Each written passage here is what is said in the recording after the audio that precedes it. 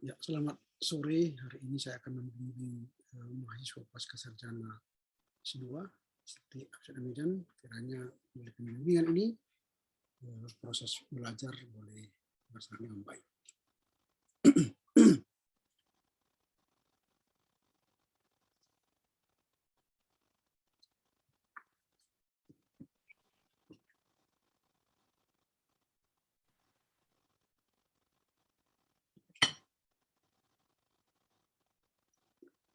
Oke, selamat sore buat Ricky.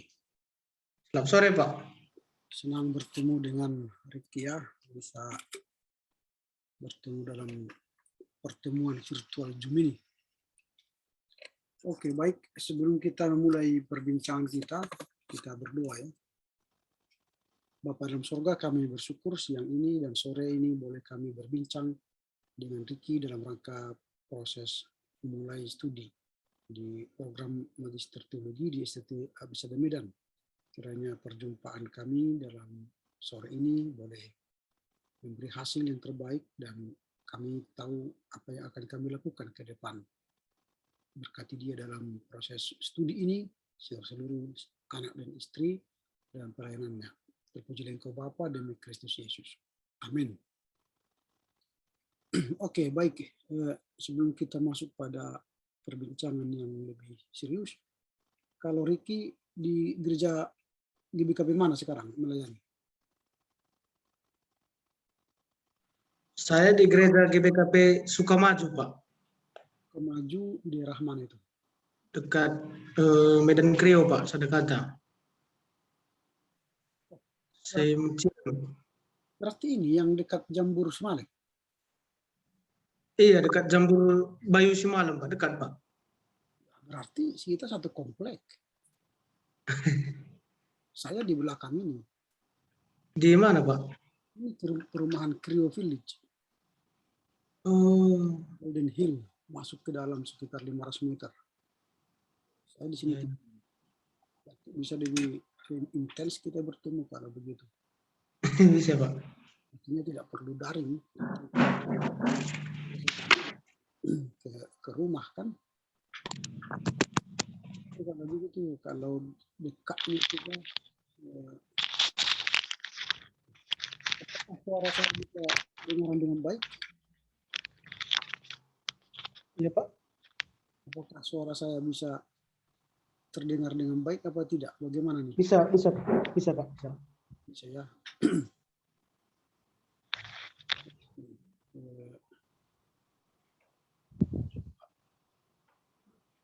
Sudah berapa tahun di sana? Saya sudah 2 tahun melayani di sini, Pak. 2 tahun ya? Iya, Pak. Itu berapa jemaat itu? Berapa jemaatnya? Masih ada gereja sini, berapa gereja? Satu gereja aja, Pak. Satu gereja. Iya, Pak. Itu ada berapa kakak? Sekarang jemaat kita lebih kurang 95 kakak, Pak. Di masa pandemi ini cukup banyak yang berangkat bersama Tuhan, Pak. Oh gitu ya. Iya, Pak. Gereja masih buka atau tidak buka? Udah sebulan lebih ini nggak buka di sini, Pak. Karena ada keluarga atau jemaat yang kena ya? Iya, Pak. Ada 4 orang sekali kena. 4 keluarga, Pak. Oke. Dekat rupanya. Saya sering di situ. Di mana, Pak? Di Bayu Simalem? Ya lewat, karena kan ya sering keluar kan pasti lewat Bayu Simalem ke arah kota.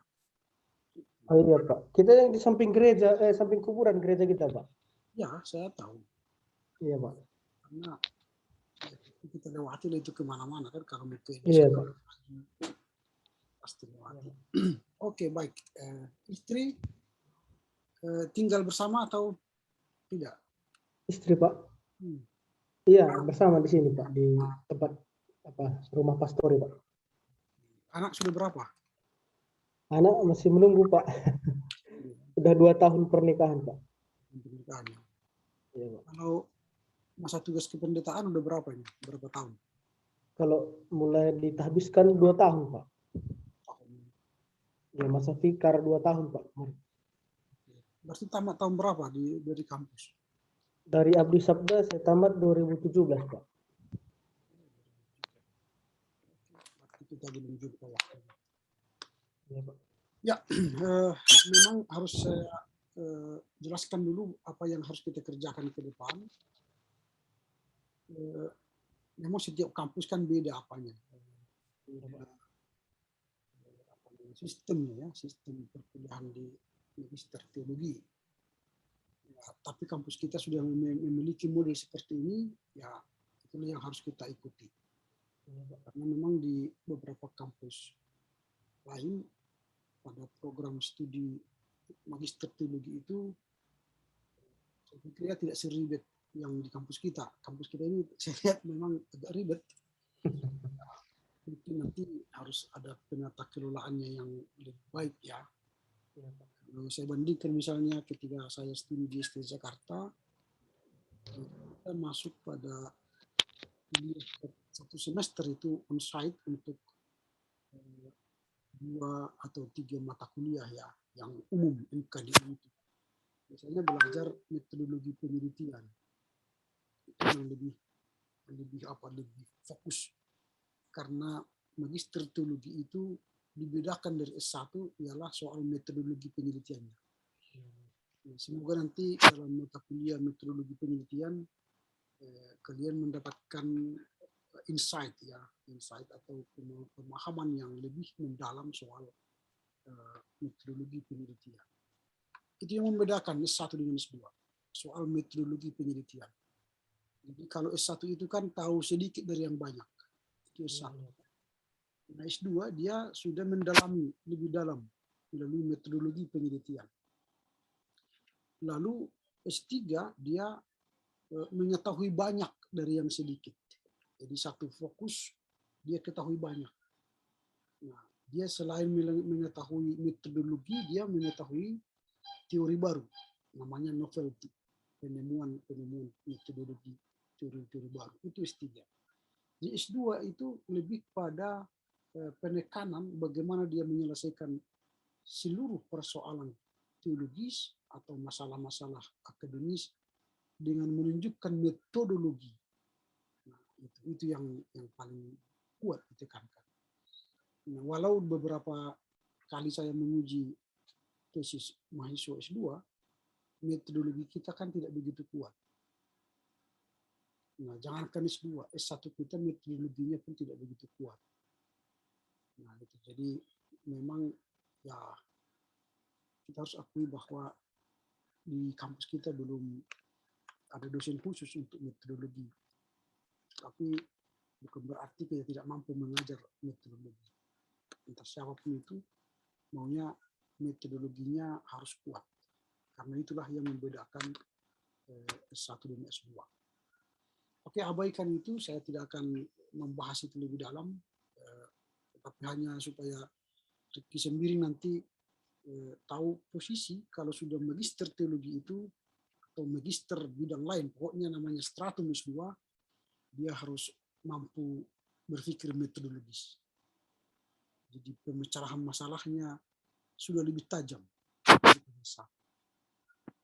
Nah, tapi terkadang walaupun saya harus dalamkan sedikit, tambah sedikit soal metodologi ini, dari kampus kita mungkin ketika saya menguji ya, metodologinya tidak bagus. Itu sekarang metodologi tidak bagus. Karena nanti setelah tamat kalian menyandang gelar S2, yang diharapkan orang dari kalian ialah bagaimana menyelesaikan setiap persoalan dengan metodologi. Metodologi itu apa? Metodologi di kampus atau di dunia ranah pendidikan ada 3 kan? Kuantitatif, kualitatif, dan mixed method. Nah, itu harus dikuasai. Bagaimana penelitian berbasis kualitatif, bagaimana penelitian berbasis kuantitatif, dan berbasis campuran. Itu harus dikuasai. Nah, kalau teologi lebih banyak bisa melakukan metodologinya kualitatif. Walaupun terkadang bisa terbuka untuk kuantitatif. Tapi untuk mix method itu biasanya adalah hanya ketika jalur 1 dan 2 tumpul.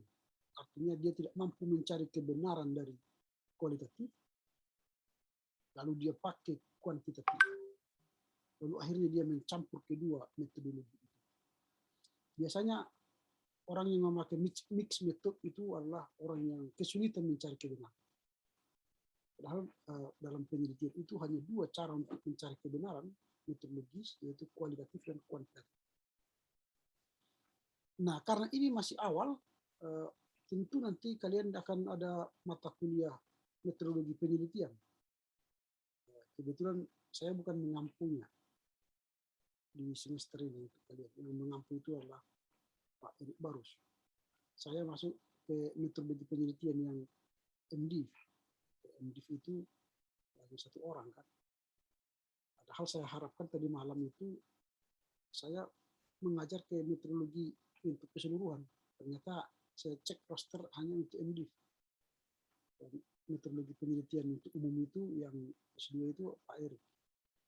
Jadi apa yang kita bayangkan tadi malam itu tidak mungkin terjadi untuk kalian. Sehingga bagaimana kalian menembus artikel kalian di jurnal-jurnal, ya nanti kalian tanyalah sama Pak Erik, bukan sama saya, karena saya mengajar metodologi penelitian ternyata di MDiv. Itu hanya untuk Pak Gabriel, Dr. Gabriel. Nah itu, jadi perkuatlah metodologi penelitian. Karena itu bagian yang tidak terpisahkan dari orang yang sudah berpikir magister. Magisterium itu adalah orang-orang yang sudah advance di metodologi. Nah, kalau S1 itu dia tidak tahu metodologi, oke lah, kita masih maklum. Tapi kalau sudah S2 dia tidak mengerti metodologi, tidak ada lagi pemakluman.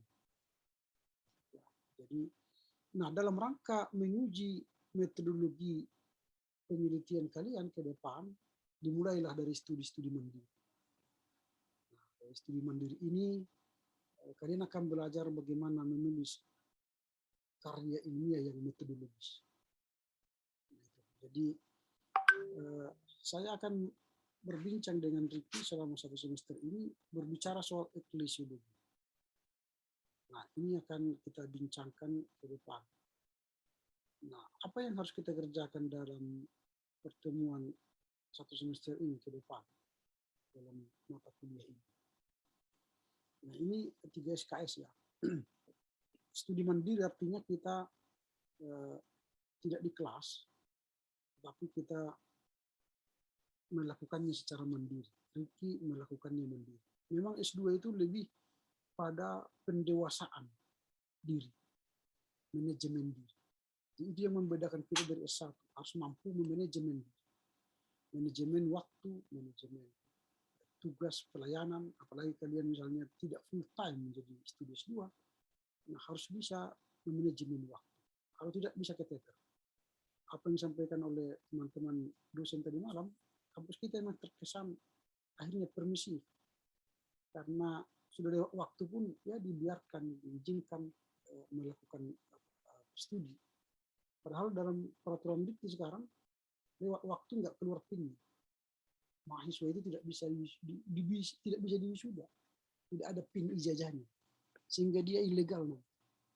Atau nanti dia diperpanjang lagi sehingga mahasiswa baru lagi dia mendaftar baru supaya bisa dapat PIN. Ini sudah regulasi yang harus kalian hadapi. Makanya harus dikejar bisa tamat sebelum waktunya. Kalau nanti tidak, ya sayang. Kalian sayang, waktu kalian sayang, uang kalian sayang, dan kampus pun ya tidak bisa berbuat apa-apa. Karena semua ijazah, PIN ijazah itu dikeluarkan oleh dikti. Bukan kampus lagi mengeluarkan ijazah PIN. Nah, itu, jadi harus dikejar. Nah, dari tugas kita ini yang akan kita garap nanti ialah eklesiologi di SKS. Nah, apa yang harus kita capai dalam perjumpaan kita? Ini 7 kali pertemuan kita. Ini sekarang pertemuan pertama. Nah, di pertemuan pertama ini kita akan menyusun studi plan. Nah, studi plan itu apa? Supaya kita ke depan itu dalam rangka 7 kali pertemuan ini kita sudah sepakati nanti kapan dan di mana, bagaimana, dan apa topik yang harus kita bicarakan. Nah, Nanti pada akhirnya kita akan mengakhiri perkuliahan ini pada hari ini tanggal berapa, itu berarti nanti kita asumsikan ini bulan Desember, ini sudah selesai, tanggal berapa, memenuhi jumlah pertemuan berapa, harus bisa kita memenuhinya 7. Lalu papernya berapa. Nah ini sebenarnya harus saya terima surat dari kampus yang akan diberikan oleh Ricky. Saya tidak tahu apakah sudah ada surat itu dipegang Ricky apa tidak. Nah seharusnya seperti ini. Saya tunjukkan ada surat dulu ketika saya membimbing studi mandiri dari teman-teman yang sudah studi S2. Nah, ini saya tunjukkan contohnya. Nanti ini harus Ricky minta kepada kampus supaya dari sini kita bergerak maju. Contoh ini, suratnya. Saya dulu membimbing saudara Basean Waru, Stambuk 2017. Nah, ini Basean Waru. Nah, jadi apa yang kita kerjakan sudah diuraikan di sini. Nah, jumlah pertemuan masing-masing mata kuliah 5-7 kali dan menghasilkan 3-4 paper, 3 SKS dengan memedomani silabus program magister definitif. Atau nanti kita magister teologi. Sama ini, studi mandiri. Mengisi daftar hadir kuliah mandiri. Setelah memenuhi pertemuan absen, diserahkan ke kantor pasca sarjana. Itu juga saya nanti. Baru pertemuan bimbingan mandiri diatur tersendiri oleh dosen yang bersangkutan dan mahasiswanya. Inilah pertemuan kita sekarang, mengatur jadwal kita. Apabila materi mandiri dan jumlah pertemuan sudah memenuhi, maka kami mohon kesediaan Bapak untuk memberikan nilai pada belangko penilaian. Itu tadi yang saya bacakan tadi, itu belangko penilaian. Demikianlah. Nah ini tantangannya oleh Direktur Pasca Sarjana. Nah surat ini harus ada kepada yang terhormat. Nah ini. Lalu nanti apa topiknya? Itu diminta saja nanti kepada Bobby. Supaya Bobby nanti mengeluarkan surat ini untuk kuliah mandiri. Ada suratnya kepada kami. Atau sekarang ada surat itu sama Ricky? Belum? Belum Pak, belum ada Pak. Nah ini diminta. Saya juga baru tahu Pak. Dari sini nanti kita bergerak melakukan itu. Lalu setelah ada itu, barulah saya nanti akan bekerja berdasarkan ini. Kita bekerja berdasarkan ini. Kita akan menyepakati nanti berapa paper yang harus kita kerjakan. Dan pertemuannya bagaimana, time schedule kita. Nah setelah itu saya nilai, nanti setelah tangani, baru ini saya kirim nilainya apa. Nilainya berapa di sini. Baru saya akan kirim ini ke kampus.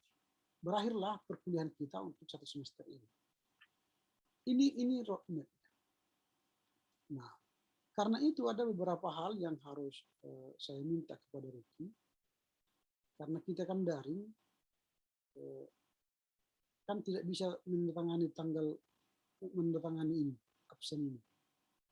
Nah, makanya nanti fotolah, tanda tanganilah, buatlah tanda tanganmu di kertas yang kosong ya, seperti ini, kertas putih, tanda tangani, jangan ada namanya, foto, kirim ke saya. Supaya nanti saya bisa tempel di sini, tangannya. Itu yang dikerjakan dulu, yang hal teknis, administratif. Sehingga nanti ke depan, ketika pertemuan daring pun atau nanti bisa bertemu tak muka pun, nanti saya bisa bisa memasukkannya ke daftar absensi. Nah, ini kan kalau kita lihat ini jadwal perkuliahan kan, jadwal perkuliahan kita. Nah, saya ini sekarang mengajar historika eklesiologi jam 16 sampai 18.30. Nah, artinya kita sebenarnya bukan tiap hari Selasa bertemu, tidak. Kita hanya sepakati nanti ada 7 kali bertemu, baru di situ kita bertemu. Nah, artinya kita hanya butuh waktu 7 kali bertemu. Nah, dalam studi mandiri bidang eklesiologi. Kecuali ini kan online ini mereka bertemu selama 14 kali pertemuan atau 16 kali pertemuan. Kalian mungkin ini ya online. Nah, saya pikir tadi malam saya mengajar ini yang online ini sama kalian. Nah, Akhirnya harus Pak. ya. Kalau ini saya mengajar ini baru bisalah kita berusaha menembus artikel di jurnal-jurnal. Nah kalau tidak nanti ya mintalah sama bapak-bapak itu supaya kalian diajari beliau tentang itu. Mudah-mudahan bukan lagi teori yang diajar, tapi bagaimana praktik mengirim artikel ke jurnal dan jurnal mana yang harus dikirim. Tadi malam kan sudah saya katakan ada banyak kreator jurnal. Ada gunanya nanti kalian nggak tamat-tamat kalau dikirim ke kreator jurnal. Nah, lalu kalau kita lihat ini raster kita, raster akademik, kalender akademik, mungkin kalian sudah dapatkan ini. Nah, perkuliahan ini kita akan mengakhiri perkuliahan nanti pada 13 sampai 18 Desember. 13 sampai 18 Desember. Di sini kita sudah akan mengakhiri perkuliahan. Nah, jadi masih banyak waktu sebenarnya dari waktu sekarang ya. Jadi masih banyak waktu, tapi bukan berarti karena banyaknya waktu kita berleha-leha. Tidak, jangan berleha-leha. Nah, sekarang kita masuk pada bicara soal time schedule supaya kita bisa berbincang. Kalau dari perbincangan atau surat yang biasanya, maka setiap mata kuliah mandiri ini akan menulis 4 paper. Maksimal 4 paper. Nah sekarang ini kan sudah bulan September, Oktober, November, Desember. Itu 4 bulan. 4 bulan, mungkinkah menurut Ricky kamu mampu menyelesaikan 4 paper? Itu yang pertama. Dengan tema eklesiologi. Nah, itu kan yang harus kita bincangkan sekarang. Atau saya hanya mampu nanti 3 paper. Oke, kita sepakati nanti. Kalau misalnya 3 paper, lalu apa yang akan ditulis di paper itu? Nah, judulnya apa? Dan apa yang menjadi topik dalam 3 paper itu? Itu kita harus sepakati. Makanya nanti dalam rangka membuat itu, kita harus membuat studi plan design. Nah, apa itu studi plan design? Nah, di situ kita akan merancang sebuah rencana studi kita yang akan dikerjakan bersama. Nanti Ricky akan tentu menyusun apa itu judul-judul makalah yang harus kau kerjakan, sehingga itu kita sepakati bersama. Nah, coba saya ambil contoh ini ya, bisa saya share nanti, bisa kau kerjakan. Ntar saya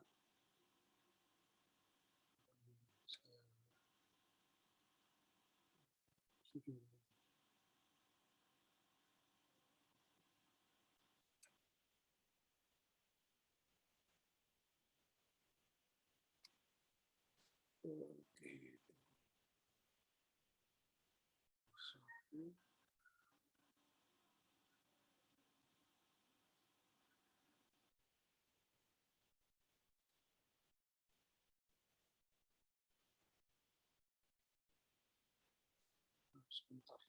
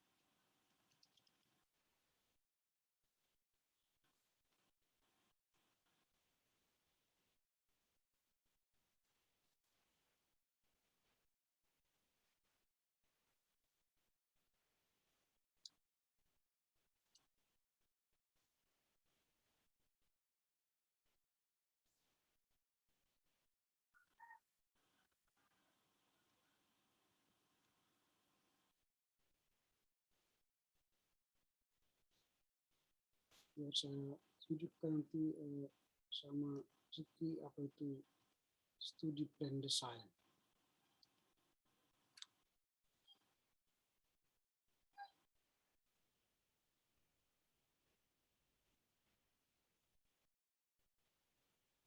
Oke, ini saya tunjukkan ya.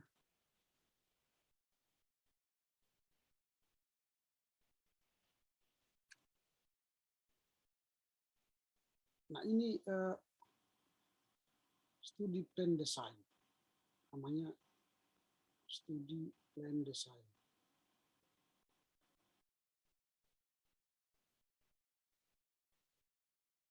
Oke, nanti kamu akan tulis di sini apa judul makalah 1, lalu apa judul makalah 2, lalu apa judul makalah 3, atau apa judul makalah 4. Nah ini harus kita apa namanya kita sepakati nanti. Kamu isilah dulu nanti ini apa kira-kira judulmu di makalah 1, 2, dan 3, dan 4. Baru target waktu. Target ini berapa bulan selesai? Waktunya kapan? Baru saya ini siapa yang bimbing kan? Dan baru Ricky sendiri, baru saya di sini sebagai pembimbing.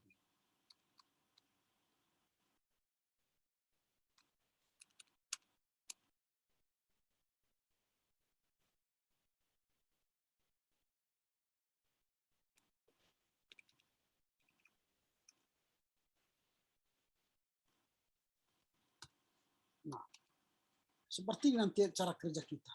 Jadi nanti isilah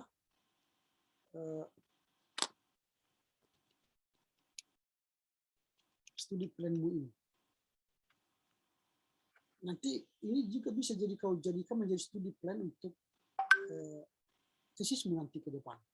Seperti apa yang kita sampaikan tadi malam. Jadi kamu sudah punya jadwal apa judul disertasi, judul tesismu nanti apa bab 1, bab 2, bab 3, sudah bisa. Seperti ini model studi design plan. Nah, temanya kan eklesiologi. Nah, ini kan program studi S2, pokok bahasan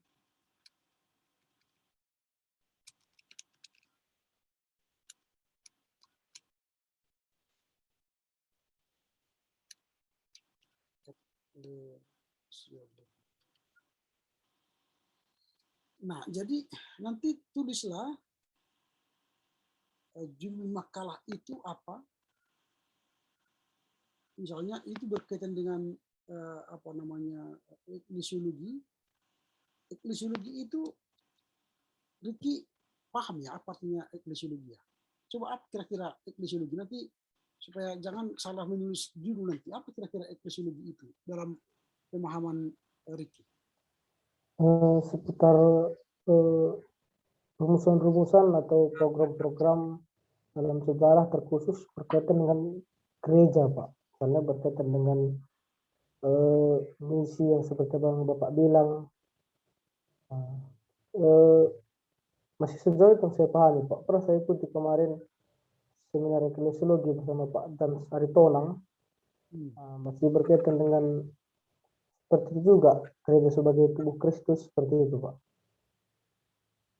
Seperti itu pemahamannya. Iya, Pak. Saya gambarkan dulu secara singkat ya. Iya, Pak. Nanti jangan salah menulis. Kalau nggak paham eklesiologi, salah nanti cara menulisnya. Iya, Pak. Karena ini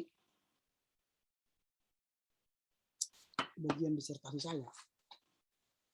Memang kadang-kadang dosen atau mahasiswa, jangankan jemaat ya, pendeta pun tidak mengerti apa itu eklesiologi kan. Padahal dia mengambil mata kuliah eklesiologi.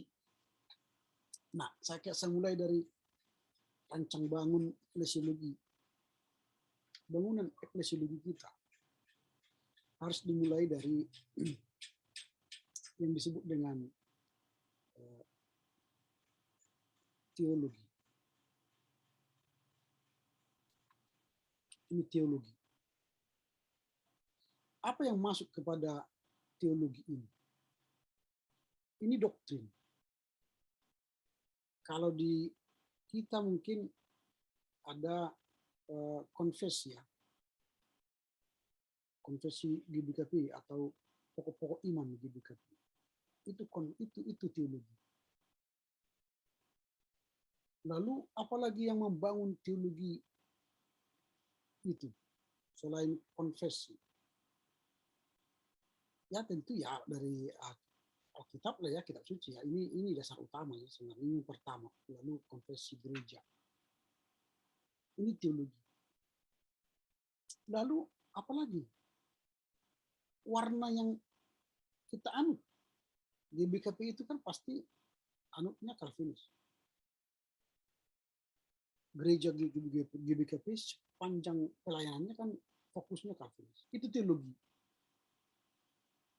Nah, kalau gereja itu sudah mapan teologinya, maka dari teologi itu akan lahirlah dia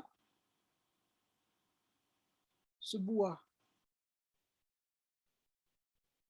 dari teologi ya, setelah lahirlah dia misi. Karena teologinya sudah jelas, maka lahirlah sebuah misi.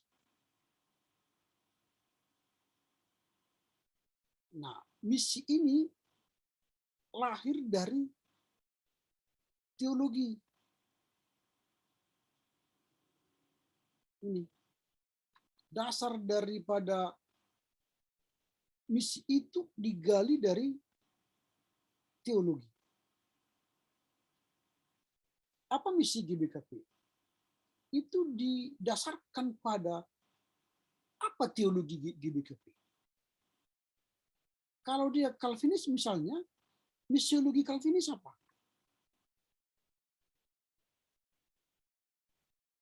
Calvinis apa tema-tema yang ditonjolkan oleh Calvinis? Itu kan ada hukum gereja kan, hukum siasat gereja.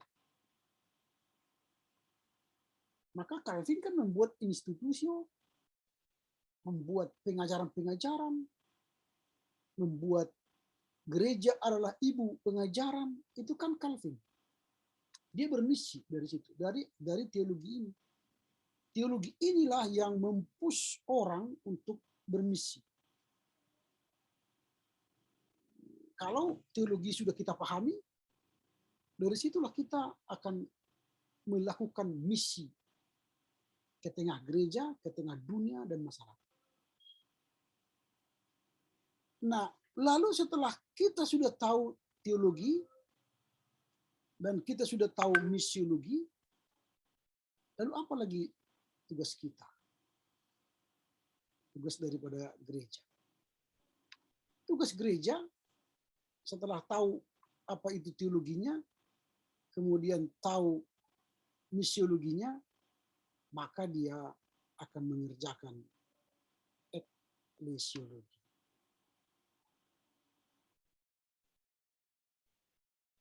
Jadi ini. Jadi apa itu eklesiologi? Eklesiologi adalah lahir dari misi gereja. Apa misi gereja tadi? Makanya nanti harus kamu lihat. Apa misi GBKP? Misi itulah yang menjadi eklesiologi.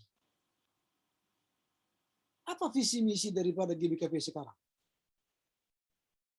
Menjadi rekan sekerja Allah, Pak. Menjadi rekan sekerja Allah. Ya. Itu menjadi rekan sekerja Allah itu kan lahir dari teologi. Dan teologi itu menjadi sebuah misi, menjadi rekan sekerja Allah. Lalu misi itu harus menjadi komunitas. Bagaimana GBKP menjadi rekan sekerja Allah? Itulah eklesiologi. Disinilah dibahas itu. Dirumuskanlah rencana strategis GBKP yang mengajar orang untuk mitra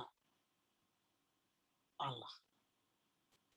Jadi setiap gerakan GBKP di masyarakat, di gereja akan menjadi mitra Allah. Bagaimana cara mengaturnya? Diaturlah itu dalam apa? Tata gereja dan tata laksana gereja. Itu eklesiologi. Di mana lagi diatur itu tentang kehidupan bermasyarakat dan bergereja itu selain tata gereja, mungkin hukum setiap gereja.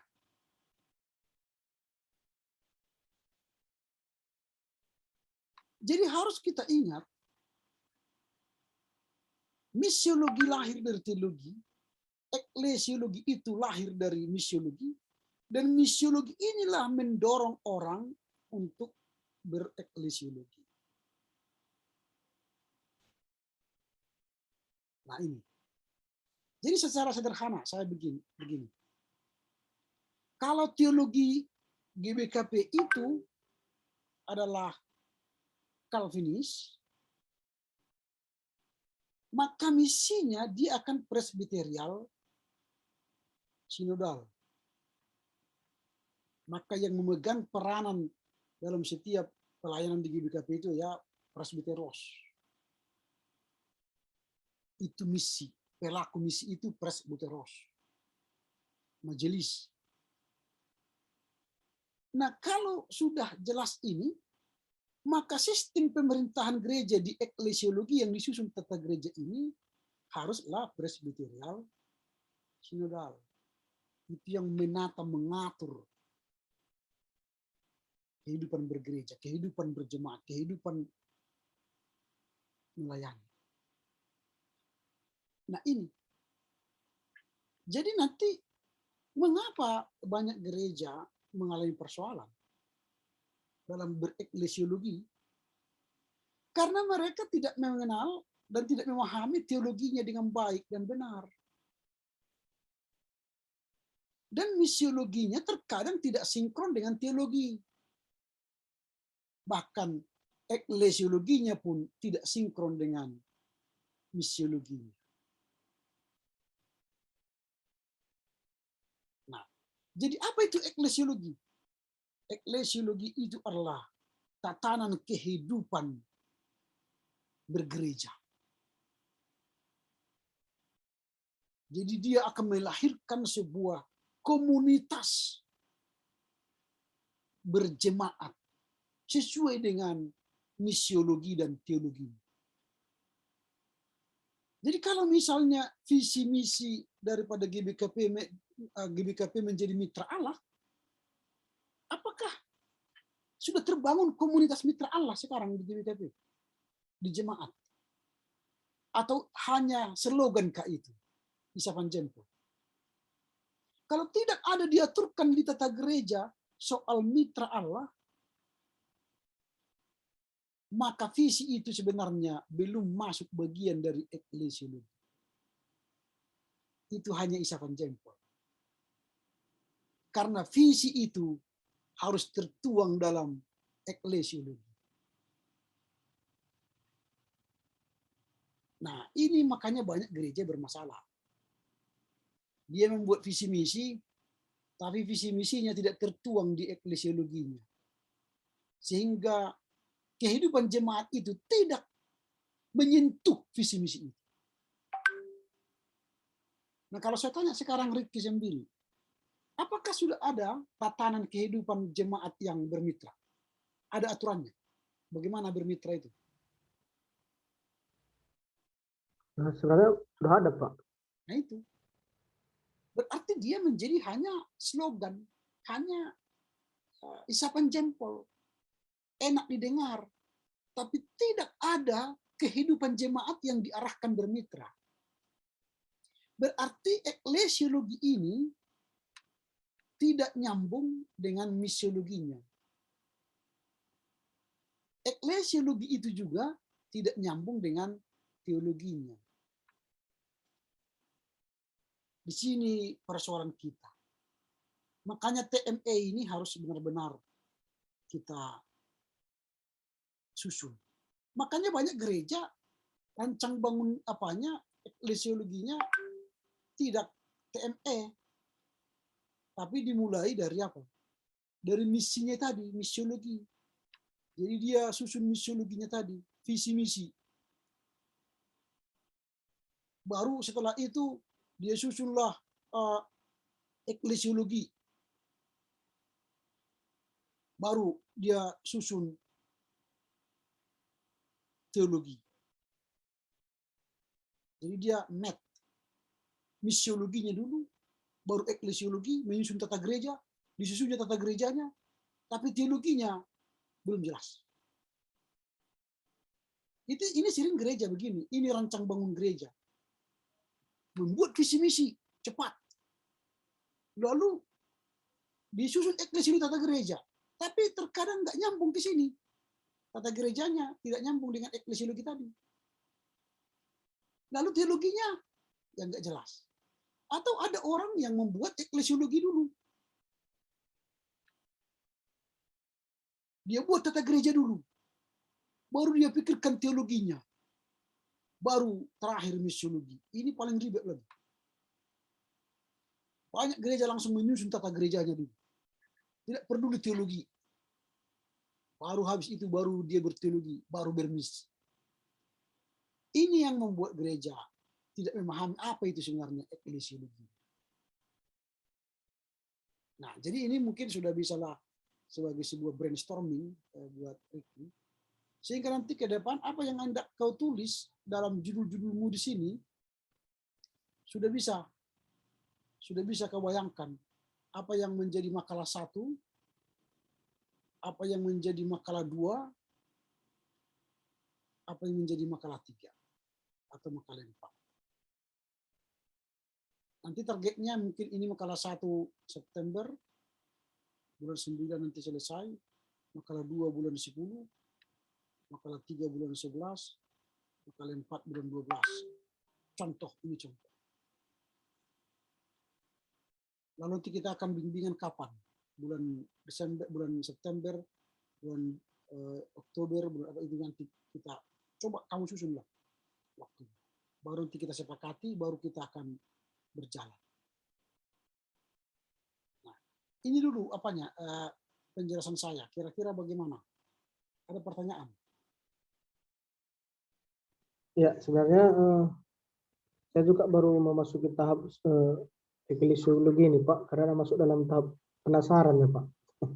Ada 3 penawaran ditawarkan gereja negara, eklesiologi, Injil dan kebudayaan gitu. Nah, kebetulan saya tertarik memang benar spesifiknya ke eklesiologi untuk mencakup jawaban-jawaban yang hadir dalam gereja saat ini, Pak. Nah, terima kasih juga buat penjelasan Bapak tadi secara sederhana eklesiologi. Nah, yang kedua, paper yang kita lakukan ini 4 memang judulnya dari saya pribadi gitu, Pak. Ya, judulnya kamu sendiri yang menelitikan. Nah, tapi itu maksud saya bagaimana jika tidak eklesiologi judulnya, Pak? Jangan eklesiologi, tapi membahas tentang eklesiologi. Iya, Pak. Nah, tema kita kan eklesiologi. Tadi sudah dijelaskan apa itu eklesiologi. Eklesiologi itu sangat luas. Nanti coba searching apa itu pengertian eklesiologi. Eklesiologi itu banyak sekali. Itu bisa bicara tata gereja, tata laksana. Itu bisa bicara hukum sesat gereja. Itu bisa bicara soal kepemimpinan gereja. Itu bicara soal peran dan fungsi jemaat. Itu banyak sekali. Nah, jadi pilihlah mana yang akan kamu bahas. Apakah peran ketua moderamen atau posisi ketua moderamen di GBKP? Apakah dia single factor? Apakah dia moderat? Nah, itu kan bagaimana teologi Calvin melihat posisi ketua moderamen? Apakah masih seperti Calvin yang dulu? Atau sudah bergeser seperti Lutheran kan? Atau sudah menjadi episkopos? Ini kan perlu ditelisik. Itu bagian dari eklesiologi. Atau bagaimana peran jemaat dalam rangka membangun gereja? Apakah jemaat sekarang sudah tinggal berpangku tangan? Yang bekerja kan pendeta. Padahal dalam sistem presbiteral sinodal, yang bekerja itu kan presbiteros. Tapi ternyata kan pendeta yang take over banyak. Nah, ini kan persoalan eklesiologi. Nah, bagaimana gereja menata tadi? Apakah kita menata eklesiologi kita berdasarkan teologi kita yang ini tadi Calvinis, atau menata tata gereja kita sesuai selera kita? Di sini persoalannya. Tata gereja kita itu tidak mengacu kepada doktrin kita Calvinis. Tetapi tata gereja kita itu sudah mencatut dari berbagai sumber teologi. Ada dari Lutheran, ada ya dari Mennonite, ada dari Calvinis, ada juga mungkin dari Wesleyan. Nah, ini ciri kan. Misalnya, bisa saja nanti kamu tulis soal Puritanisme. Bagaimana sebenarnya gerakan Puritanisme dalam gereja Calvinis, GBKP. Kalau Calvin kan lebih mengarah kepada Puritanis. Tapi apakah jemaat GBKP sekarang melakukan itu? Nah, ini kan eklesiologi. Komunitas Puritanisme dalam gereja GBKP misalnya. Adakah? Atau pietisme sekarang dulu waktu zamannya Luther kan? Apakah ada pietisme?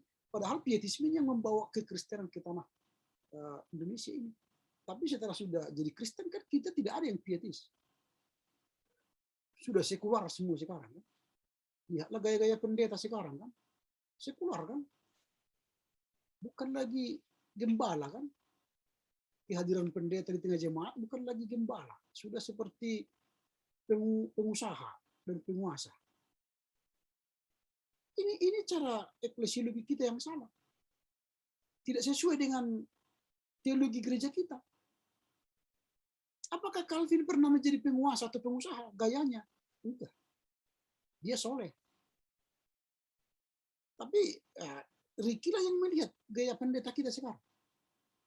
Apakah sudah merujuk kepada Calvin atau bukan lagi Calvin yang menjadi public figure dari pendeta?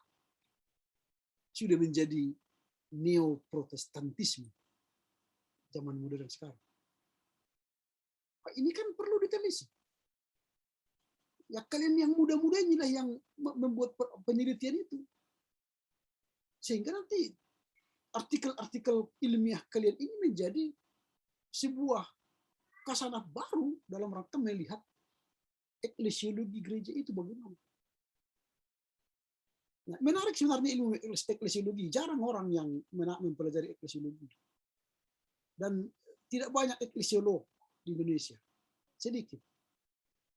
Nah, saya bisa hitung jari berapa eklesiolog di Indonesia.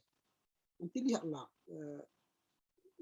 Nuban Timo itu ya, itu eklesiolog di UKSW dulu. Sekarang udah pindah dia ke UKAU. Baru Jakarias Melo, tapi Jakarias Melo sebenarnya tidak begitu eklesiolog. Disertasinya bukan. Tapi kalau saya memang eklesiolog karena disertasi saya soal eklesiologi. Perhatian saya di eklesiologi. Nah, jadi kalau ada yang tertarik belajar eklesiologi, sebenarnya dunia eklesiologi ini luas. Sangat luas. Kita memang tidak pernah memberi perhatian sama eklesiologi. Yang sering dibahas orang ialah sejarah gereja Asia, gereja Eropa, sejarah gereja itu kan. Jadi eklesiologi tidak ada. Baru atau yang dibahas orang ialah Injil dan kebudayaan. Itu kan sebenarnya sudah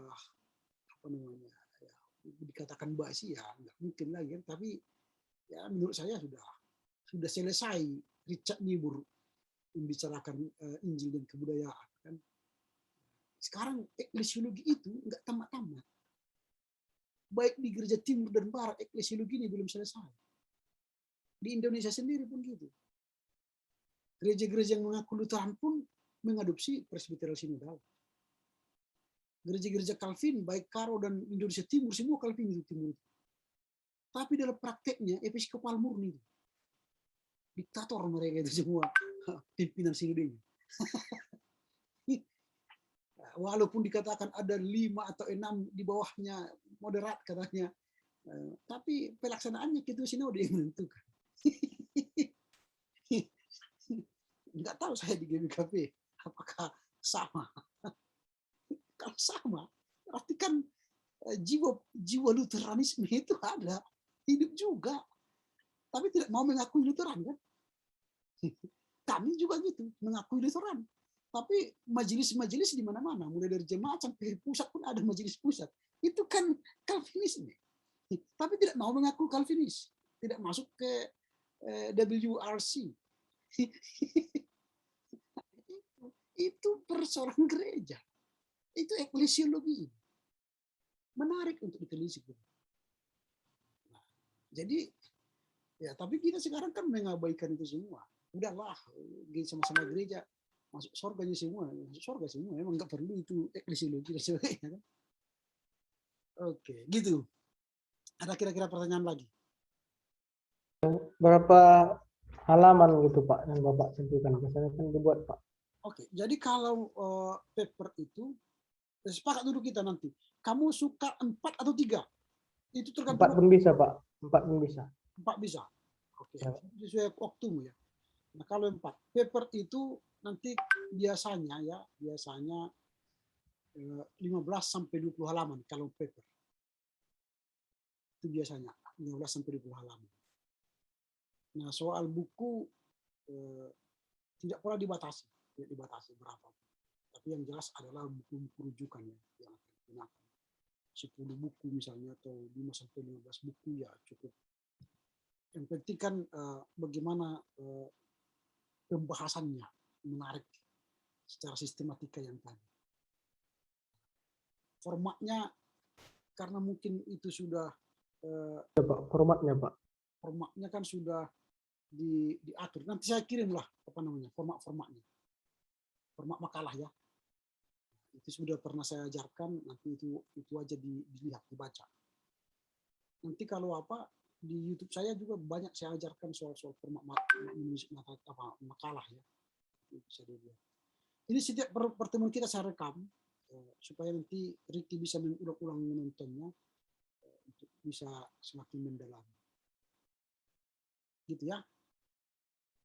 Nah, kalau boleh sebenarnya, tapi ya nggak tahu dalam menulis makalah itu pakai Mendeley, tapi ya tidak mungkin saya ajar soal program Mendeley kan. Biasanya itu di metodologi penulisan itu, metodologi penelitian itu kita sudah bisa belajar Mendeley, menulis dengan cara Mendeley, tapi mungkin jadi kesempatan lain lah kita berbicara soal itu, soal Mendeley. Oke, itu saja dulu. Nanti saya kirimkan ini studi desain ini supaya nanti Ricky isi ya.